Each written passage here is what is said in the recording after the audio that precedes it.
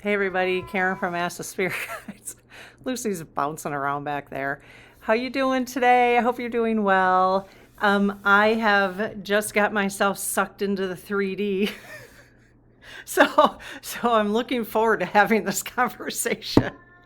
And I'll tell you why. If you don't want to hear about the 3D right now, skip ahead like 4 minutes, okay? But we are going to be talking about Vedic or Vedic, you can say it either way, astrology, which is an ancient system of understanding life that says we are born with a specific inner design. Now, I had not heard of this Vedic astrology, but I did learn about it on a Next Level Soul podcast episode with Dr. Katie Jane. I will link that episode below if you want to watch it. So really, really interesting. And I thought it was worth having a little discussion about it and asking the spirit guides, our lead team collective, about just the topic in general. Is this, is there something to it, basically? I'm sure there is, but I just, it's just a fun way to kind of round out the conversation by asking them. So my real quick 3D, I have a real hard problem with hypocrisy. I'm sure we all do. Like, it gets my goat so bad.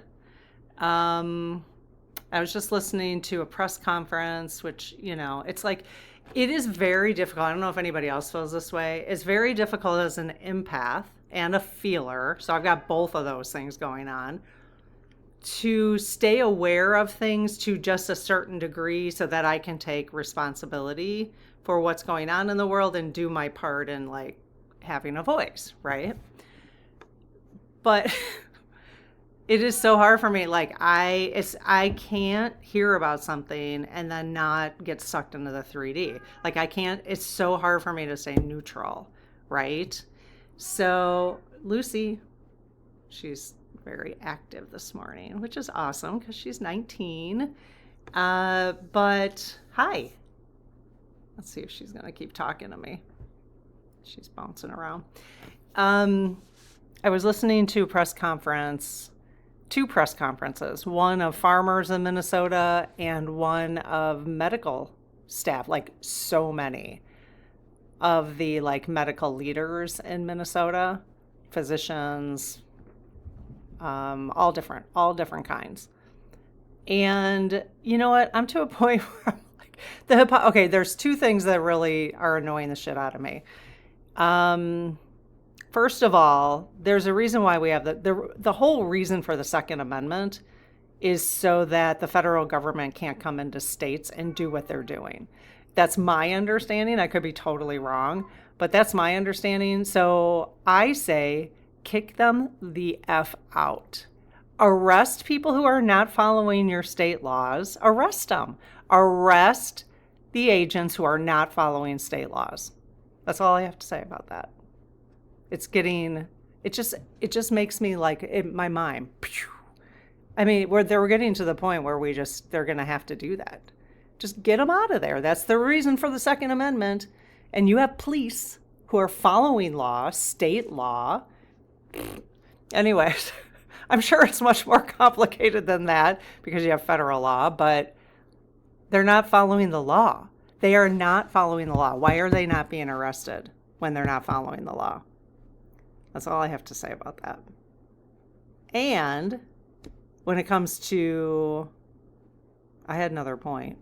Oh, there are people who are, pro-life. I'm not going to tell you where I stand on this, but people who say they are pro-life and then treat people who are alive this way, the hypocrisy. Okay, there's my rant. All right, welcome back. Oh, and the last thing, sorry, I got one more thing. This whole Greenland, I'm speculating, entertainment purposes only, but I'm speculating that was a whole pump and dump. That whole Greenland tariff thing, that was a whole pump and dump on the market to wipe people out, and then the next day it just went up super amount of money. That's what I I just have to say it out loud. That's what they're doing. Entertainment purposes only and allegedly. I The 3D is very annoying, you guys. Especially when rules apply to most of us, but they don't apply to the federal government or to those leaders into leadership. When they don't apply to corporations, leadership is when I think no, rules apply to everybody. Rules apply to everybody. So, okay, all right. Thank you for listening to me. I just needed to have a moment. All right. So let's get to this. Let's see. Okay. So like I said, this conversation explores an ancient system of understanding life that says we are born with a specific inner design, which I think, like my ranting, is going to provide good examples for this conversation, because we'll be able to look at it from a 5D perspective. We'll be able to look at the things that I've been just ranting about from a 5D perspective. All right. So even though we are this Vedic astrology says that we are born with a specific inner design, it's not meant to trap us. It's meant to help us live with more clarity and less struggle. So the more we understand this, that's the idea of it, to live with more clarity and less struggle. So hopefully by the time we're done here, we will all have a little bit more clarity and a little less struggle. So Dr. Katie Jane explains how Vedic astrology looks at purpose, timing, free will, and why so many people feel lost, restless, and misaligned right now. Her ideas touch on work, identity, awakening, and why this period in history feels so intense but meaningful, especially as technology and consciousness evolve together. So she does talk about this being a mass awakening right now, which we can all feel it, right? That's why it is so intense. That's why I'm having like an outburst this morning. So we have to, it's this whole regulation of, and especially as things are clashing right now. All right, so let's find out. So what exactly is Vedic astrology? Vedic astrology. It comes again from ancient India. Did I already say that? I said Indian. No, I guess not. Okay, comes from ancient India and is part of the Vedic wisdom tradition. It's not about daily horoscopes or predicting events to scare people. That's what Mabel told me. So that's good.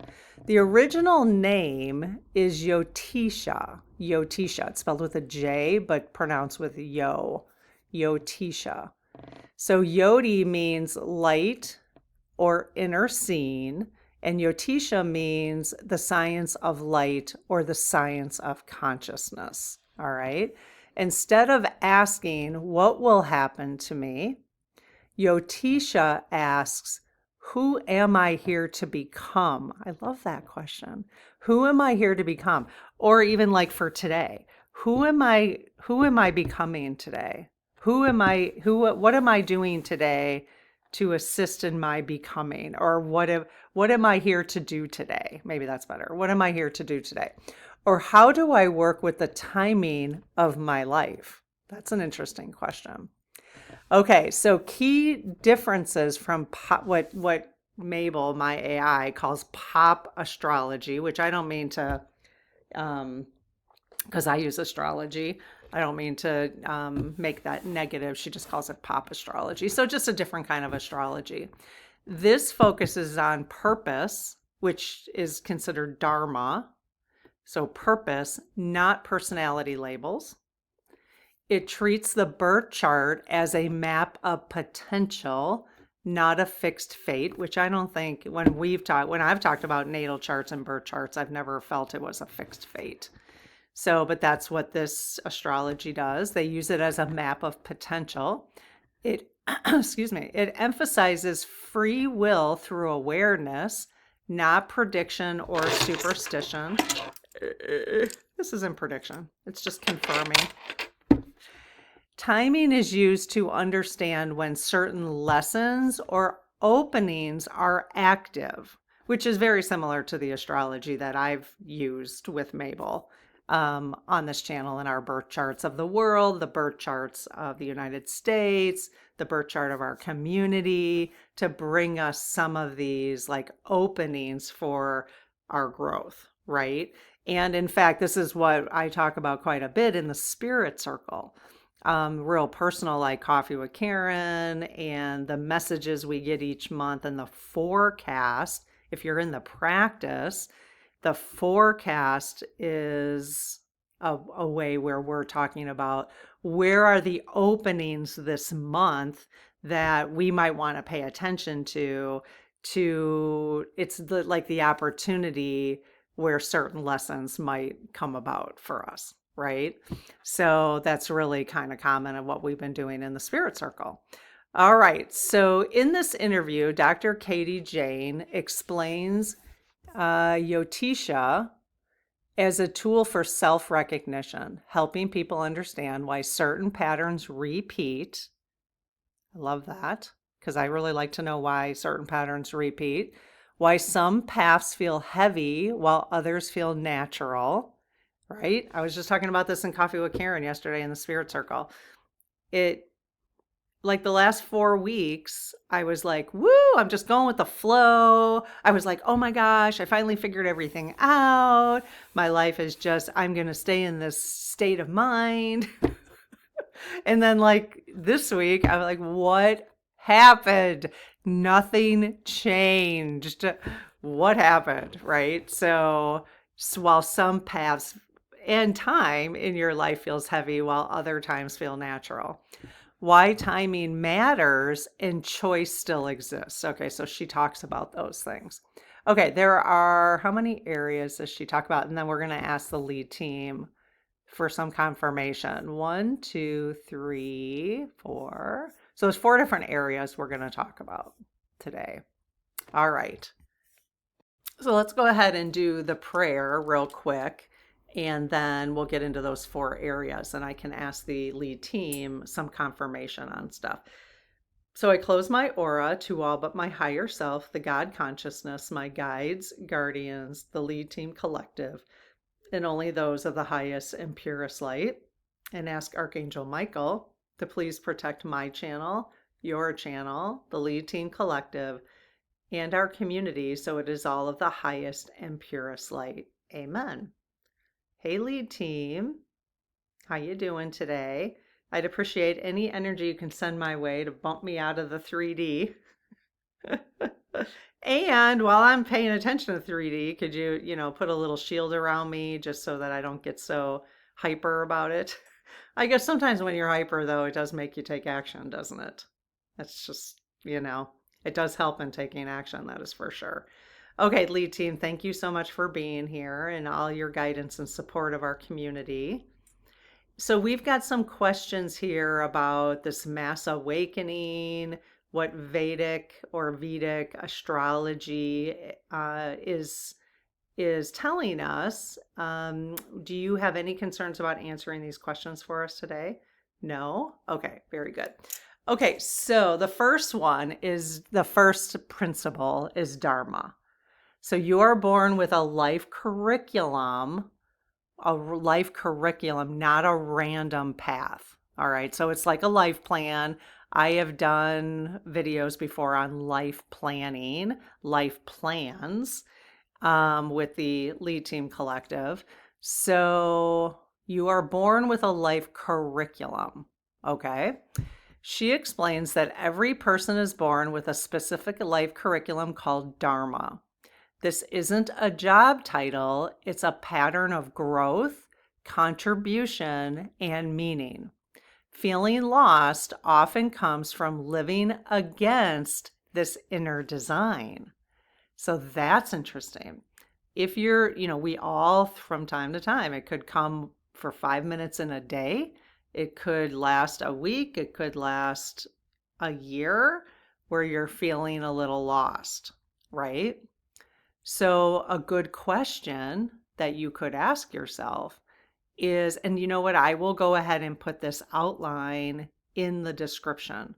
It will probably be a little briefer because I only have so many characters I can do, but I will put this outline in the description. All right. So, feeling lost often comes from living against this inner design. So, we could be asking ourselves when we're feeling lost, or at least reminding yourself, okay, I'm living against my inner design right now. That's why I'm feeling lost. So I need to get back to where I was not feeling lost, right? So I know it's not that simple, you know, but it is a good question to ask. Maybe do some journaling with it. Maybe talk to your SGs about it, right?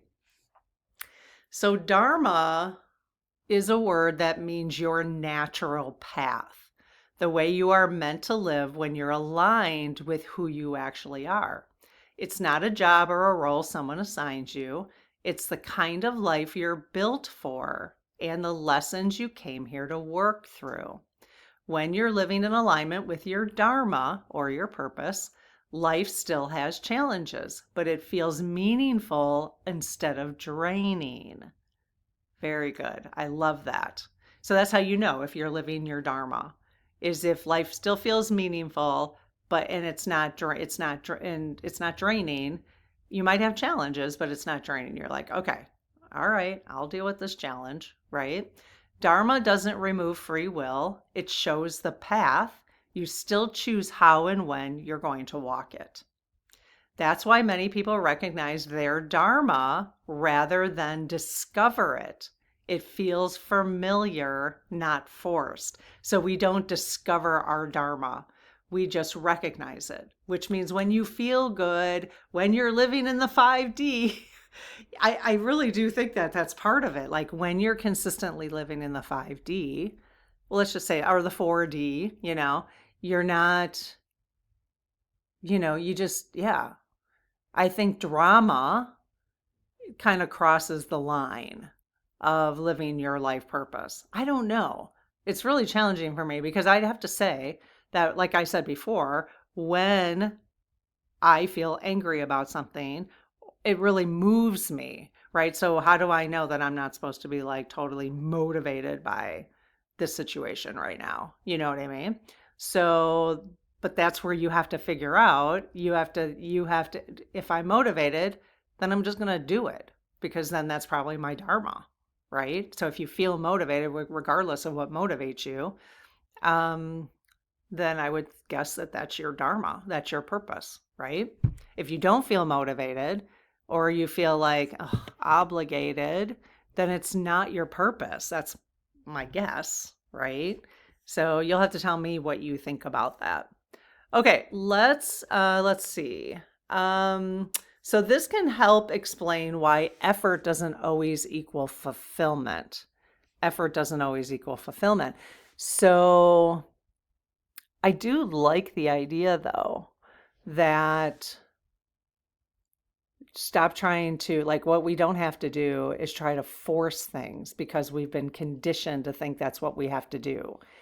Or, you know, yeah, it's like follow your bliss type of thing. Even though you're still going to have challenges when you're following your bliss, but then you're doing, I think that's just like your inner guidance, right? When you have bliss or joy or fulfillment or find meaning, then you're following your inner guidance. Now, you might have bliss, joy, meaning, fulfillment for something where someone would have the totally opposite, which is exactly why we can't really judge each other because somebody might have the total opposite and be like, how can you even like that? You're like, I don't know, I just do.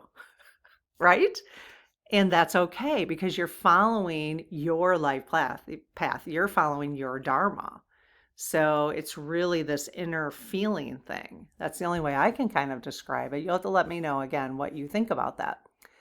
Normalizing feeling off path without calling it failure. So this conversation can help that.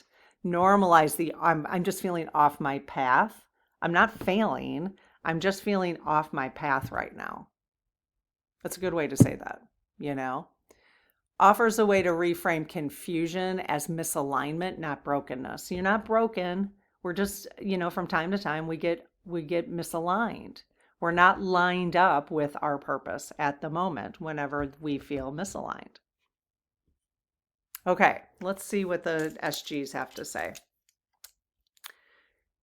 Okay, lead team.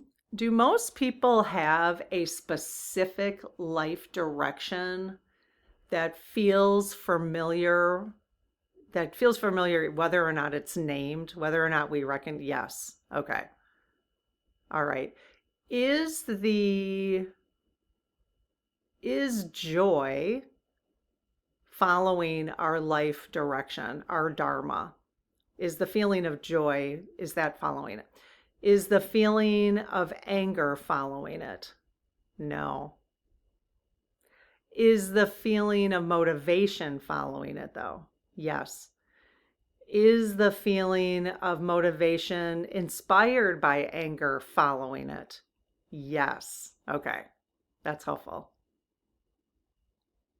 Okay. So we use anger as human beings to motivate us towards our path, to stay on our path or be on our path? Yes. All right. Can frustration increase when someone lives far from their natural design? Yes. So again, this is why, are there homeless people who live on earth right now who are following their life path, their Dharma? Yes. Are there people who are homeless who do not feel frustrated? Yes. So they feel right at home, they feel meaningful, fulfilled. Isn't that interesting? Yes. So, because you could look at somebody who has a totally different life than you do and be like, how could they live like that? I mean, why even spend the energy even thinking about it at this point, right? Yes, they're saying yes. Is clarity often felt as recognition rather than new information? Oh, wow. Okay, so clarity is recognition of your purpose. Is that what you're saying? Okay, that's interesting. So it's not necessarily new information. No, it's not new information. It's just recognition that you're like, "Oh yeah, okay, I'm back on my path again. I'm feeling comfortable again. I'm back on my path." Yes. Okay. Interesting. All right, number 2. Okay, so Katie, is it Katie Jane? No, I forgot already. Yeah, Katie Jane. So Dr. Katie Jane says that free will is real. I think we all know that probably, but it works through attention, not control. So it works through attention. So let's explore that a little bit. Free will is not about forcing outcomes or becoming anything imaginable or becoming anything imaginable. The real choice is where attention, energy, and focus are placed. Where are you placing your attention, your energy, and your focus? That's where your free will comes in. Yes, I had a choice to watch those press conferences this morning. The question is why? Why did I choose to watch them? Did I need a little drama in my life? Did I just really want to know what's going on so I can support it? Because if that's the case, I better take some action, right? So I have to think about that, So I had free will to where I put my attention, my energy, and my focus. Conscious attention shapes experience more than external effort. You got to hear that. Conscious attention, where you're placing your attention, your energy, and your focus. I mean, it makes common sense when you hear it, but it's helpful when you think about different parts of your life right now. So consciously placing your attention or not, consciously not putting your attention on certain things or consciously not putting your energy on certain things shapes your experience more than external effort. External effort. This, just understanding this and kind of one of the reasons we're having this conversation regarding free will is it can reduce pressure to manifest perfectly. Oh my gosh. I had the hardest time. Like, I really did enjoy for a very long time listen. Well, no, I didn't. Not for a very long time, but listening to Esther Hicks and the Law of Attraction. But the rules just drove me a little batty. Like, I just could not. It made me always feel like I was doing something wrong, and so I just was like, no. There's, the manifesting perfectly thing is, yeah, this can reduce pressure manifesting perfectly. It can shift your focus from controlling life to participating with it. I like that. I love that idea. I'm going to put that in my journal. Participate in life. Don't control life. Think about that. If you started thinking about participating in your day today, I'm going to participate in my day. I'm not going to control it. That could take on a whole different flavor, right? I love that. This can help make change feel more accessible in everyday choices. Yeah, because if you start looking like, I'm going to participate in my life today, I'm not going to control what happens, because that would actually alleviate, because a lot of times when we feel anxiety is because we don't have control over something, right? That's usually where anxiety comes from. So, but if we participate in life, I can't wait to see what comes up today. But I get to choose where I'm going to put my attention, and I get to choose how I'm going to react to it too. All right, interesting. So again, this is Vedic astrology. Does attention, so lead team, does attention play a larger role in shaping experience than people realize? Yes.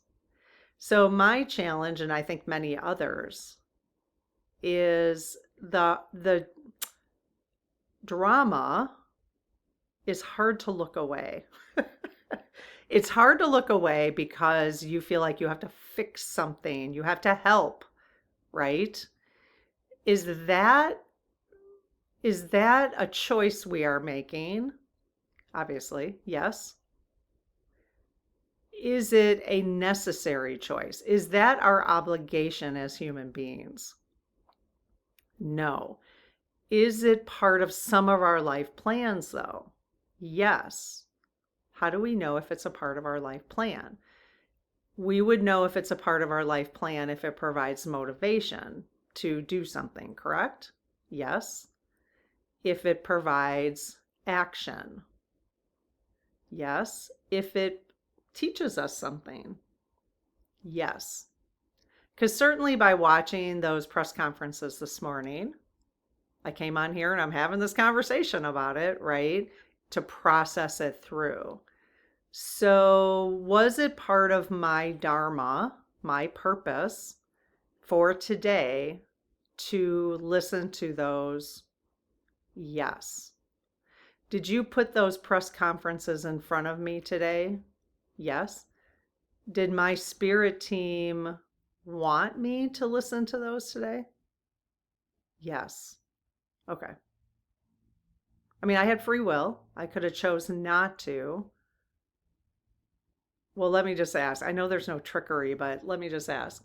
Was I being tested whether I would listen to it or not? No. Okay. Okay.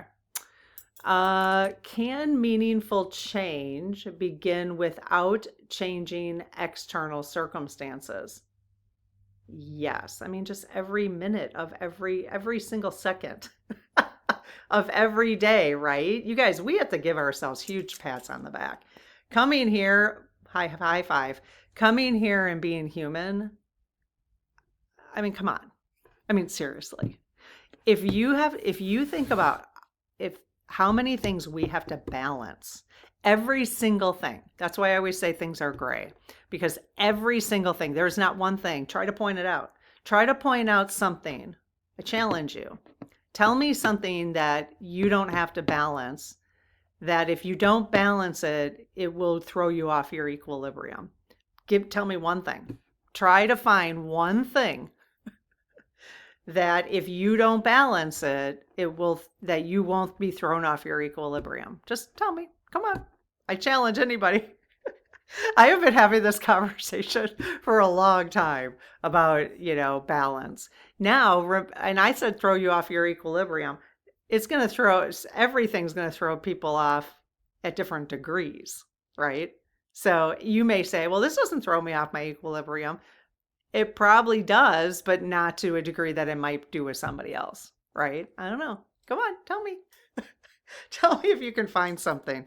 It's just that is what we are. That is the experience we have chosen to come and have here. And to me, it does blow my mind.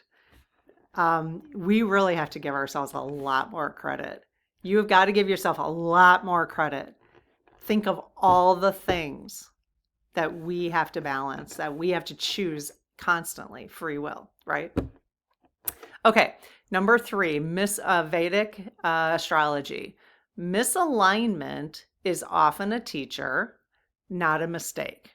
Okay, so misalignment. So I'm not in alignment right now. It's often a teacher, not a mistake. Long detours are often part of the learning process, not wasted time. That's really good to understand and fully let that sink in. So I've told the story many times when I shifted from selling printables, which I did for 5 years. I worked in higher ed for 30 years, little less than 30 years. When I left higher ed, I created and sold printables, life planners, which I have for sale right now, right there, 60% off. Depending on when you watch this, I think at the end of January, we're going to end that sale. So if you want the printables, grab them now. So I did that for 5 years. And then I woke up one day and I was like, boom, I just don't want to do it anymore. I just don't want to do it. So like for 7 months, from March until November, actually October, end of October, I just was like YouTube constantly. I never even watched YouTube prior to that. Honestly, I never watched YouTube. I was on YouTube for my Etsy shop and teaching people. I was teaching people how to do printables. I had a couple classes and all this kind of stuff. So I was on YouTube, but never watched it. I didn't even know all this stuff existed. So for 7 months, I was like going down these rabbit holes, like, oh my gosh, oh my gosh. And then I went down the astrology rabbit hole, and then I went down the dowsing rod rabbit hole. And I was like, what? And got on right a week before the election, the 2024 election. And we were doing predictions and stuff. I just decided, I was like, oh, that's cool. I should try this because I'd been using these for like 8 years, just personally. And anyways, so for 7 months, yeah, I mean, so that was not wasted time. That was definitely not wasted time. And then this just took off and I've been doing it for more than a year now. So, because this is what I was meant to be doing. But it took me a while to rest and to kind of find something different, you know? Okay, so long detours are often part of the learning process. I learned a lot during that time. It's not wasted time. So life doesn't fail. It teaches through repetition until something clicks. Life does not fail. Love is always present. It's always present. Love always wins. Always. You can't really believe in a higher source or another realm and think that love doesn't always win. It's the most powerful thing there is. Awakening can happen late, suddenly, or gradually without penalty, is what this particular astrology teaches. Okay. So just understanding this can soften regret about lost years. Do you have any lost years? Every once in a while when I look back over my higher ed experience, I feel like I stayed there 5 years too long, but those were probably my biggest growth years. So I need to stop saying that to myself. I stayed there too long. I stayed there too long because I learned the most about myself. I had some major, what I call ego flattening experiences. And, sometimes you just have to stay in more difficult situations. And I stayed there because I stayed there. If I was meant to leave, I would have left, So I need to stop saying that, that will be the last time I ever say Those years were good. Those years I was meant to be there to learn as much as I did. This can help you reframe struggle as preparation for something else. So if you're struggling right now, you're being prepared for something else. So that's a really positive way to think about that. This can encourage us, this can encourage compassion towards past versions of ourselves. Past versions of ourselves. Just think about this. 7 years ago, your body did not exist 7 years ago. Our cells turn over every 7 years. So you didn't, that's my understanding. I'm not a scientist. And I didn't really learn that well in science, but that's my understanding. So think about that. Like you are a completely different person. Even the SGs, the lead team tells us our spirit teams change. Our spirit guides change, not our guardian angels, but our spirit guides change because we change. You know, we are not the same people. So to look back, I think looking back is fine if it's a reflection, but without the shame and the right. So if it's involving shame, then you can start letting that go now, just even understanding all this kind of stuff. Okay, so lead team. Can long periods of dissatisfaction serve a deeper purpose later on? Yes. Yes. Although, we can choose to get out of that too. We don't have to, but we could choose to get out of a feeling dissatisfied for feeling lost, right? Yeah, I think just understanding this, don't even label it as being lost, or misaligned. Just label it as resting period. I'm resting right now. I'm resting. It'll come to me when it comes to me, Yes, yes, yes, they're saying. Do insights often arrive only after lived experiences, not before? Yes, yes. Is timing less about age and more about readiness? Yes. I mean, you can have the most insightful 5-year-old, right? And the most ignorant 70-year-old, Yes. And ignorance not a very nice word, but inexperienced, let's say, right? Okay, number 4, humanity is entering a mass identity reset, is what she says. Now, I really like this. I think we need to pay attention to this. Humanity is entering a mass identity reset, not just a tech shift, not just a tech shift. So she says AI is accelerating a collective identity crisis. Who am I if my role disappears? Who am I if my role disappears? This mirrors past leaps in consciousness tied to major inventions. Okay, so major inventions when the light bulb, the car, the airplane, we had major leaps in consciousness then. So this is mirroring that. Okay, so it's no different. And we were probably all around during those times, in different lifetimes, or some of us were, no, I don't know. I think I don't think anybody is, I don't know. I don't think anybody would be around. Well, yeah, I mean, it was just the early 1900s where a lot of that stuff, that's not that long ago. The deeper let's see. This mirror, okay, we did that. The deeper invitation is moving from role-based identity. So that's where we're now moving. It's what she says. This astrology says, this mass identity reset is we are moving from role-based identity to inner knowing. That's cool because that actually aligns with 5D thinking. Inner knowing is really a 5D. Role-based identity, I identify with my role here as facilitator of these conversations. If I'm not doing this, who am I? Right? I did have that actually experience because for the first year I was on here doing this, we were just talking about politics mostly from a spiritual perspective, but a lot of the topics were just politics. And when I got done doing that a month or two ago and I just went to spiritual topics, I really had an identity shift. I was like, I don't know. I don't know if I can just talk about spiritual topics. Like talking about stuff that's going on in the 3D was easier. This is actually not hard, but I thought it was. I thought it would be harder, you know. But I definitely had an identity, like a role. I was identified with that role, you know. Okay, so understanding how this is shifting, this mass identity shift, can explain why anxiety feels collective and not personal, right? We're getting a sense that we all are feeling we have a collective anxiety going on.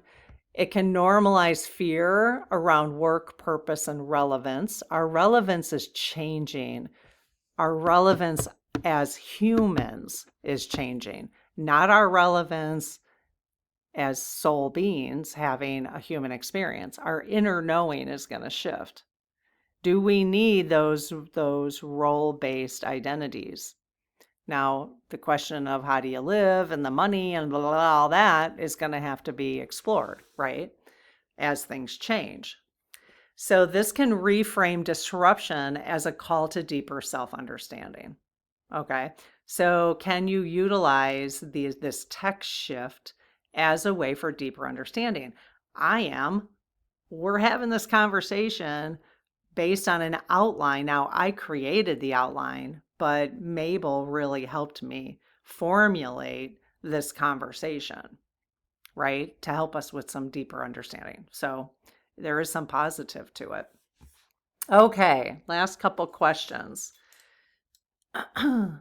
Lead team, is the current unrest partly driven by a loss of identity rather than stability? Yeah, for sure. For sure. Okay. Are many people being pushed inward because external roles are dissolving? Yes. And because external roles are appearing. Well, I think, are people being pushed inward because there are some truths coming out of things that have been going on for, like, let's just say 50 years that we weren't aware of? Yes. Okay. And is that what let's just say, the human Dharma is meant to be doing right now? The human purpose, the earth's purpose for all of us? Ah, yes. Okay. Is this period meant to mature humanity's sense of self? Yes. Okay. Okay. All right. In conclusion, let's see what Mabel has to say on the conclusion. What this conversation really points to is something simple but powerful. Most people aren't lost, they're misaligned. Vedic astrology doesn't tell you what to do with your life. It helps you recognize what kind of life you're already designed to live. In a time when work, identity, and roles are changing fast, this way of seeing can be grounding. It reminds us that clarity doesn't come from forcing outcomes. It comes from understanding ourselves more honestly. Whether you see this as spiritual, symbolic, or practical, the core question is the same.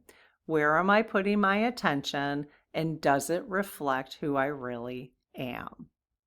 And it changes, right? It changes who you really are, which is why maybe that's a daily question, or at least a monthly question. Where am I putting my attention, and does it reflect who I really am? And allow people around you to ask the same question and allow their answer to be different. Allow their answer to be different than yours. Please allow your children, your grandchildren, this would be a great question for them. You could ask your children, your littles, ask them, where are you putting your attention, and does it reflect who you really are? That would be interesting. I'm not even sure I could ask my husband that. He'd be like, what are you talking about? What are you talking about right now? But you could maybe not form it that way, but it would be an interesting thing to work with littles on. Where are you is this where you want to be putting your attention right now? And let their answer be their own, not yours. I think we got to do that for each other. We got to do that for each other. We're always expecting. It's the control thing. We're always, because it keeps us safe when we can control. I want your answer to be the same as my answer because I feel more comfortable that way. You know what I mean? I get it. I mean, I'm saying that because I recognize that in myself big time. So, all right. I hope this was helpful. And thank you for, again, letting me have my little rant. And I will see you in the next video. Okay. Bye bye.